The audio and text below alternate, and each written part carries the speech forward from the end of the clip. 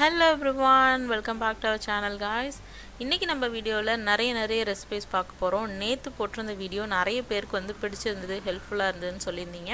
So இன்னைக்கும் அதே மாதிரியே நிறைய ரெசிபீஸ் பார்க்க போறோம். ஸ்வீட்ஸ் நிறைய செய்ய போறோம். ப்ளஸ் வந்துட்டு நைட் டின்னர் என்ன பண்றோம்? நாளைக்கு தீபாவளிக்கு நாங்க எப்படி ரெடி ஆனோம்? அதாவது நாளைக்குனா இன்னைக்கு வந்து சாட்டர்டேங்க. சோ நாளைக்கு காலையில தீபாவளி. சோ நாங்க எப்படி ரெடி ஆனோம்னு பார்க்கலாம் வாங்க வீடியோக்குள்ள போலாம். இன்னைக்கு வந்து நம்ம ஃபர்ஸ்ட் பார்க்க போகிறது கார்ன்ஃப்ளவர் அல்வா தாங்க. கார்ன்ஃப்ளவர் மாவை சளிச்சு எடுத்துட்டு இருக்கேன். ஏன்னா தம்பி பாட்டில் கீழே போட்டான். ஸோ அந்த மாவை எடுத்தங்காட்டி நான் சளிச்சிட்டு இருக்கேன். சளிச்சிட்டு தண்ணி ஊற்றி இந்த மாதிரி மிக்ஸ் பண்ணி எடுத்துக்கலாம். கட்டி எதுவும் இல்லாத மாதிரி நல்லா மிக்ஸ் பண்ணி வச்சுருங்க. சைட்லேயே வந்து சர்க்கரை பாவு காய்ச்சிடலாம். இன்றைக்கி பார்த்தீங்கன்னா நான் வந்துட்டு கொஞ்சமாக தான் செய்கிறேன். நம்ம டீட்டெயில்டாக எவ்வளோ மெஷர்மெண்ட் அப்படி வேணும் உங்களுக்கு தெரியணும் அப்படின்னா நான் வந்து கீழே வந்து டிஸ்கிரிப்ஷனில் லிங்க் கொடுக்குறேன், பார்த்துக்கோங்க. இது பார்த்திங்கன்னா இன்றைக்கி வீட்டில் வந்து முந்திரி கொஞ்சம் கம்மியாக இருந்தது, பாதாம் நிறையா இருக்குங்காட்டி வெறும் பாதாம் மட்டும் போடுறேன். இல்லை நீங்கள் கொஞ்சம் முந்திரியும் கூட போடலாம், நல்லாயிருக்கும். நம்ம சாய்ஸ் தான். பட் கொஞ்சம் பெருசாக கட் பண்ணிடுங்க, ரொம்ப பொடிசாக கட் பண்ணாதீங்க. இந்த மாதிரி இந்த சைஸில் வந்து கொஞ்சம் பெருசாக இப்போ காமிக்கிறேன் பாருங்கள். இந்த சைஸில் கட் பண்ணிங்கன்னா கரெக்டாக இருக்கும். இப்போ வந்து சர்க்கரை பாவு ரெடி ஆகிட்டுருக்கு. இதுக்கு வந்து கம்பிப்பதெல்லாம் தேவையில்லைங்க. சர்க்கரை பாவு வந்து நல்லா சர்க்கரை கரைஞ்சி கொதி வந்ததுன்னா போதும். அதுக்கப்புறம் வந்து நம்ம கரைச்சி வச்சுருந்து கார்ன்ஃப்ளவரை வந்து ஆட் பண்ணி நல்லா மிக்ஸ் பண்ணி விட்டுடலாம். கார்ன்ஃப்ளவர் அல்வா சீக்கிரமாக ரெடி ஆயிருங்க, அதனால் கைவிடாமல் கிளறிட்டே இருங்க. அதுக்கப்புறமா கொஞ்சமாக நெய், மொத்தமாகவே இந்த 1 டேபிள் ஸ்பூன் நெய் தான் ஊற்ற போகிறேன். நிறைய நெய் தேவைப்படாது இந்த அல்வாவுக்கு. ஸோ தாராளமாக எல்லாருமே ட்ரை பண்ணி பார்க்கலாம். நெய்யும் கம்மியாக தான் யூஸ் ஆகும். கலர் பொடி நான் போட்டிருக்கேங்க, பட் வந்து இது கம்ப்ளீட்லி ஆப்ஷனல் தான். வேணும்னா போடல, இல்லைன்னா விட்டுறலாம். இங்கே பாருங்கள் எவ்வளோ சூப்பராக ரெடி ஆயிடுச்சுன்னு. ஸோ இது ஈஸியாக செஞ்சிடலாம், பிகினர்ஸ் கூட செய்யலாம். ஸோ ட்ரை பண்ணி பாருங்கள் இந்த அல்வாவை. அதுக்கப்புறமா நம்ம நறுக்கி வச்சுருந்தோம் இல்லையா பாதாம், அதை ஆட் பண்ணி விட்டு மிக்ஸ் பண்ண வேண்டியது, அவ்வளோதான். அல்வா வந்து சூப்பராக ரெடி ஆயிடுச்சு. இப்போ வந்து கொஞ்சமாக நெய் தடவி இருந்த ட்ரேயில் வந்துட்டு நான் மாற்றிட்டேன். ஒரு அரை மணி நேரம் விட்டால் போதும், அது சூப்பராக செட் ஆயிரும். மேலே டெக்கரேஷனுக்கு வந்து நான் கொஞ்சம் பாதாம் போட்டிருக்கேன். அது ஆப்ஷனல் தான், ஆல்ரெடி உள்ள பாதாம் இருக்கனால மேலே சும்மா டெக்கரேஷனுக்கு போட்டிருக்கேங்க. ஒரு அரை மணி நேரம் நம்ம வச்சுருந்தோம் அப்படின்னா அதுவே செட் ஆயிரும். ரூம் டெம்பரேச்சர்லேயே வச்சுருந்தா போதும், ஃப்ரிட்ஜிலலாம் ஒன்றும் வைக்க தேவையில்லை. அவ்வளோதான், பாருங்கள் சூப்பராக ரெடி ஆயிடுச்சு. நம்ம இப்போ பீஸ் போட்டு எடுத்துடலாம். அவ்வளோதான், நம்மளோட கார்ன்ஃப்ளவர் அல்வா ரெடி ஆயிடுச்சு. நெக்ஸ்ட்டு நம்ம என்ன பண்ண போகிறோம்னு பார்க்கலாம் வாங்க. அடுத்து நம்ம என்ன பார்க்க போகிறோம்னா பால் பவுட்ரு வச்சு பர்ஃபி தாங்க பார்க்க போகிறோம். அதுக்கு வந்து ஒரு கடாயில் நெய்யை வந்து மெல்ட் பண்ணி வச்சுருக்கிறேன். அதுக்கப்புறம் பார்த்திங்கன்னா பால், அதுக்கப்புறம் பால் பவுட்ரு. இன்றைக்கி வந்து அமுல்யா பிராண்ட் நான் யூஸ் பண்ணியிருக்கேங்க. இது வந்துட்டு கட்டி வராமல் எப்படி செய்யறது நிறைய பேர் கேட்டிருந்தீங்க. அடுப்பை ஆஃப் பண்ணிவிட்டு நெய்யை சூடு பண்ணிவிட்டு அடுப்பை ஆஃப் பண்ணிவிட்டு தனியாக வச்சு இது மூணையும் மிக்ஸ் பண்ணிவிட்டு அதுக்கப்புறம் அடுப்பில் வச்சு நம்ம வந்து கிளற ஆரம்பித்தோம்னா கட்டி வராதுங்க. இந்த மாதிரி நல்ல ஒரு திக்கான ஸ்டேஜ் வர்றதுக்கு ஒரு 10லேருந்து 15 நிமிஷம் கிட்ட ஆகும். அதுக்கப்புறமா நம்ம தேவையான அளவு சர்க்கரை போட்டுக்கலாம். ஆல்ரெடி பால் பவுடரில் கொஞ்சம் சர்க்கரை இருக்குங்க, அதனால் சர்க்கரை ஆட் பண்ணும்போது கொஞ்சம் பார்த்து ஆட் பண்ணுங்கள். இல்லைன்னா நிறைய சர்க்கரை ஆயிடுச்சுன்னா கொஞ்சம் திகட்டுற மாதிரி இருக்கும். இந்த ஸ்டேஜ் பார்த்திங்கன்னா பால்கோவா, இதையே வந்து நம்ம பால்கோவான்னு வச்சுக்கலாம். இல்லை பர்ஃபி மாதிரி வேணும்னா இன்னொரு 5-10 நிமிஷம் கிளறிட்டே இருந்தோம்னா இந்த ஸ்டேஜ் வந்துடும்.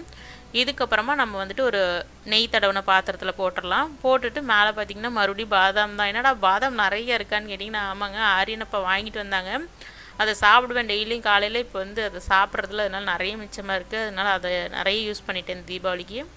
அதுக்கப்புறம் பார்த்திங்கன்னா டின்னர் டைம் ஆயிடுச்சு. ஸோ சப்பாத்தி பண்ணிடலான்னு சொல்லிட்டு சப்பாத்தி மாவு, அதாவது கோதுமை மாவு, கொஞ்சம் நெய், அதுக்கப்புறம் பிங்க் சால்ட்டு போட்டு நல்லா மிக்ஸ் பண்ணிகிட்ருக்கேன்.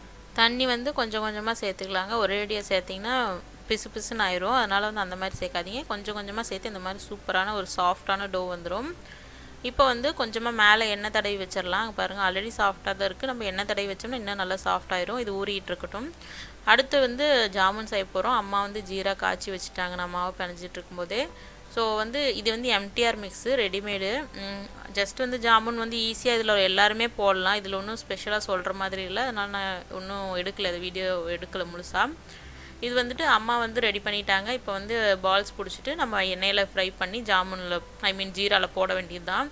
இது வந்து ரொம்ப ஈஸி, எல்லாருமே ட்ரை பண்ணலாம்.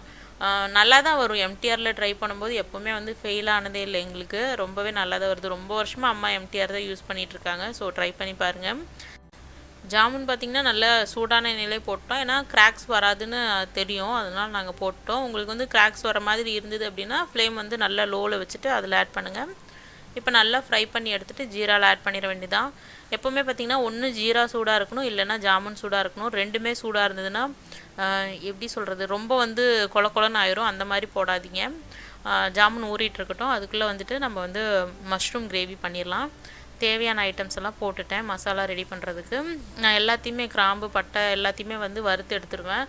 மசாலா போடும்போது அதாவது வந்து தாளிப்போம் இல்லையா, அப்போ போட மாட்டேன். எல்லாத்தையுமே வறுத்து எடுத்து ஒரு மசாலாவாக பண்ணிடுவேன். அதுக்கப்புறம் பார்த்திங்கன்னா வெங்காயம் தக்காளி தேவையானதெல்லாம் கட் பண்ணி வச்சுக்கலாங்க.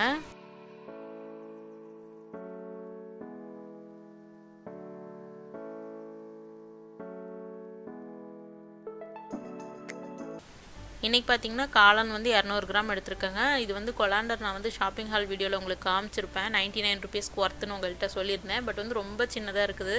ஸோ யூஸ் பண்ணும்போது தான் எனக்கு தெரிஞ்சுது. பார்க்கும்போது குவாலிட்டி மட்டும்தான் நான் பார்த்தேன். பட் வந்து 99 ருபீஸ்க்கு ஓகே தான். பட் வந்து ரொம்ப அதாவது குட்டியாக இருக்குது. கொஞ்சமாக தான் குவான்டிட்டிஸ் போட முடியுது. ஸோ நீங்கள் வாங்குற மாதிரி இருந்தால் கொஞ்சம் பெருசாக வாங்கிக்கோங்க. அதே மாதிரி மஷ்ரூம் வந்து கட் பண்ணும்போது கொஞ்சம் பெரிய சைஸாக கட் பண்ணிக்கோங்க இந்த மாதிரி கிரேவிக்கெலாம். நான் பார்த்திங்கன்னா முடிஞ்ச அளவுக்கு எல்லாத்தையும் எடுத்து வச்சுட்டு சமைப்பேன். இல்லைனா எதையுமே எடுத்து வைக்காமல் அப்படியே டக்கு டக்குன்னு சமைக்கும்போது எடுத்து வைப்பேன். ஒவ்வொரு நாள் ஒவ்வொரு மாதிரி செய்வேன். இன்றைக்கி வீடியோ எடுக்குங்காட்டி சரி எடுத்து வச்சு காமிச்சிடலான்னு சொல்லிட்டு எல்லாத்தையுமே வந்து ஒரேடியாக எடுத்து வச்சுட்டு அதுக்கப்புறமா சமைக்கிறேன். இங்கே பாருங்கள் எல்லாத்தையுமே எடுத்து வச்சுட்டேன். இப்போ வந்து மசாலாவுக்கு வந்து கொஞ்சம் தேங்காய் போட்டு கொஞ்சம் தண்ணி ஊற்றி அரைச்சி வச்சிடலாம். வறுத்து வச்சுருந்தோம் இல்லையா அந்த மசாலா கொஞ்சம் ஆறணுன்னு இறங்கி, இல்லைன்னா மிக்ஸி டேமேஜ் ஆயிரும்.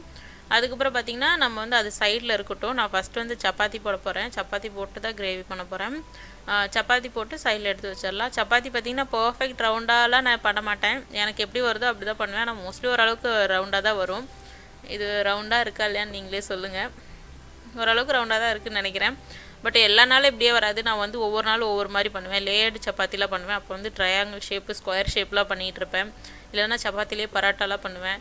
ஸோ ஒவ்வொரு நாள் ஒவ்வொரு மாதிரி பண்ணுவேன். இன்றைக்கி ரொம்ப நார்மலாக தான் பண்ணியிருந்தேன். அவ்வளோதாங்க. நம்ம சப்பாத்தி ரெடி ஆனதுக்கப்புறமா கிரேவி பண்ணிடலாம். கிரேவி பண்ணுறதுக்கு ரொம்ப நார்மலாக தான் பண்ணுறேன். ஒரு கடாயில் கொஞ்சம் எண்ணெய் ஊற்றிக்கலாம். அதுக்கப்புறமா கடுகு உளுந்தம் பருப்பு போட்டுக்கலாம். அது நல்லா பொரிஞ்சதுக்கப்புறமா கருவேப்பிலை ஆட் பண்ணிக்கலாங்க. அதுக்கப்புறமா பச்சை மிளகா நான் எண்ணெயிலே போட்டுருவேன். நல்லா வாசமாகவும் இருக்கும், ஃப்ளேவரும் கொடுக்கும். அதனால் வெங்காயம் போட்டதுக்கப்புறம் போட மாட்டேன், முன்னாடியே போட்டுருவேன். அதுக்கப்புறமா நம்ம கட் பண்ணி வச்சுருந்த வெங்காயத்தை ஆட் பண்ணிக்கலாம். வெங்காயம் நல்லா வணங்கட்டும். வெங்காயம் வணங்கினதுக்கப்புறமா நம்ம தக்காளி ஆட் பண்ணிக்கலாம். வெங்காயம் நல்லா வணங்கிடுச்சு. இப்போ வந்து தக்காளி ஆட் பண்ணிக்கலாம்.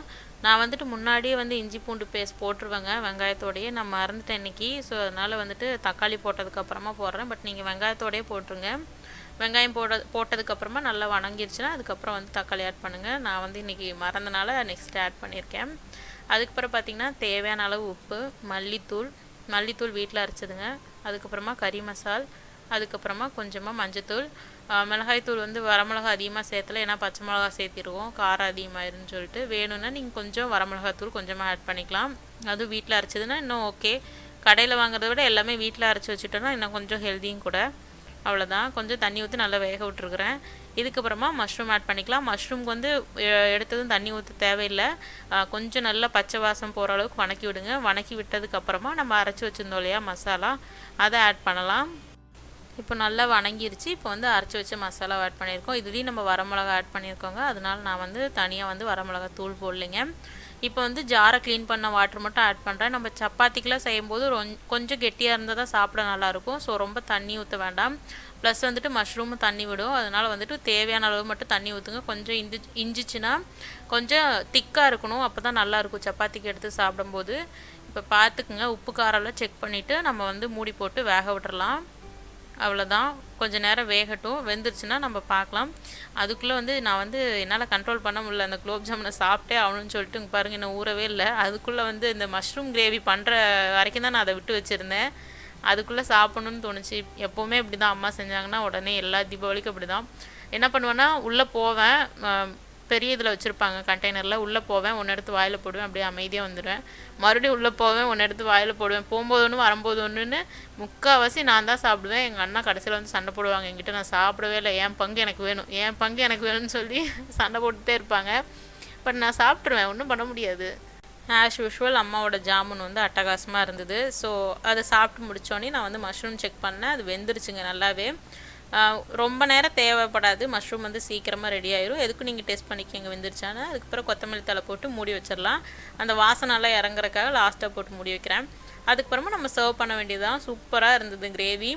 நான் இதே மாதிரி ஒரு ரெசிபி போட்டிருப்பேன்னு நினைக்கிறேன். நான் அதோட லிங்க்கும் கூட உங்களுக்கு தர்றேன். இன்னும் கொஞ்சம் டீட்டெயில்டாக இருக்கும் உங்களுக்கு. நான் சொல்கிறத விட அது பார்த்தீங்கன்னா உங்களுக்கு புரியும்னு நினைக்கிறேன். அவ்வளோதாங்க. இன்றைக்கி வந்து இந்த விலாக் வந்து முடிஞ்சிருச்சு. நம்ம பண்ண ஸ்வீட்ஸு, அதுக்கப்புறம் இதான் டின்னரு, சாப்பிட்டுட்டு தூங்க வேண்டியது தான். மார்னிங் வந்து தீபாவளி. அதுக்கப்புறம் பார்த்திங்கன்னா அண்ணா வந்து வீட்டுக்கு கெஸ்ட் வந்திருந்தாங்க, குட்டீஸ்லாம் வந்திருந்தாங்க. ஸோ கிராக்கர்ஸ் பார்த்திங்கன்னா இது வந்து கிஃப்டாக வந்தது, ஃபேமிலி பேக்கு. இன்னும் நாங்கள் எதுவும் வாங்கலை, கிராக்கர்ஸ்லாம் எதுவும் வாங்கலை இந்த வருஷம். எவ்ரி இயர் வந்து நிறைய வந்து மணி ஸ்பெண்ட் பண்ணுவாங்க அண்ணா. இப்போல்லாம் முன்னெல்லாம் நானும் வந்து அதை என்கரேஜ் பண்ணுவேன். இப்போல்லாம் வந்து எனக்கு ஒன்றும் பெருசாக இன்ட்ரெஸ்ட் இல்லை வெடி வைக்கிறதுலலாம். ஸோ இந்த வருஷம் நான் எதுவுமே வாங்க வேணான்னு தான் சொல்லிட்டு இருக்கேன். அது ஆனால் நாளைக்கு தான் தெரியும் என்ன பண்ணுவாங்க அண்ணான்னு. அதுக்கப்புறம் பார்த்திங்கன்னா இந்த விலாக் வந்து உங்கள் எல்லாருக்கும் பிடிச்சிருக்குன்னு நினைக்கிறேன். நிறைய ரெசிபிஸ் போஸ்ட் பண்ணியிருக்கேன். ஸோ உங்களுக்கு பிடிச்சிருந்ததுன்னா மறக்காமல் லைக் பண்ணி, ஷேர் பண்ணி, சப்ஸ்கிரைப் பண்ணுங்கள். இன்னொரு இன்ட்ரெஸ்டிங்கான வீடியோவில் சந்திப்போம். Until then, bye bye, take care.